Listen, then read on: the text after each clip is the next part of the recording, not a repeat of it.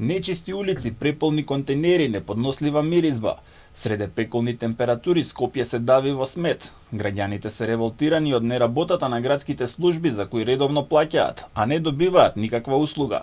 Реагираат дека градското комунално предпријатие не си ја има завршено работата како што треба. Многу лошо. Се разочарав од Даниела Арсовска 100%. Криво ми е што гласав за нејзи. Жал ми е. Се осеќам излажен. Не е чисто. Па гледате како е, треба да биде почисто Скопје. Па не е чисто. Каснат често, останува ѓубрето долго. Треба некако подобро да се организираат. Проблемите се евидентни во повеќе делови на метрополата. Градоначалниците во скопските општини велат дека преземаат чекори во рамки на нивните надлежности, кои сепак се ограничени. Клучниот проблем велат дека градот кој ги има сите ингеренции. Градоначалникот на Кисела вода Орце Ѓоргиевски прстот го посочи кон градоначалничката Даниела Арсовска, а неодамна поднеси прекршачна пријава против јавното комунално предпријатие заради ненавремено собирање на сметот. Скопје личи генерално на една голема депонија околу континерите, што е најтрагично. По неколку дена стои истиот, не се собира. Ѓоргиевски вели дека ќе продолжи да го извршува делот за кој има овластување и дека во целата работа досега имал позитивен пристап.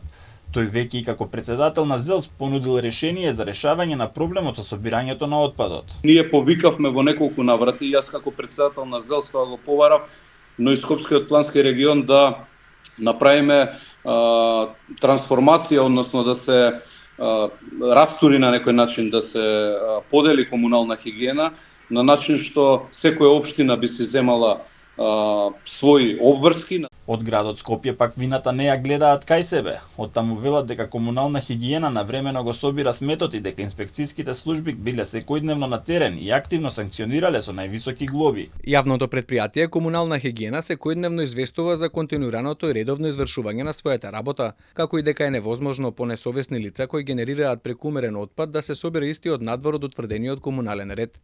Воедно апелираме и до инспекцијските служби на општините и Министерството за животна средина активно да се вклучат за целосно решавање на проблемот. Каква е реалноста регистрираше камерата на Алфа која затекна контейнери кои се прелеваат или воопшто не функционираат, па граѓаните не може да ги користат и мораат да фрлаат отпад околу нив.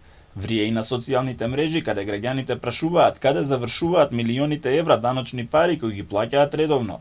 Прашуваат и дали предпријатието има доволен број на механизација и вработени за навреме да го собираат сметот.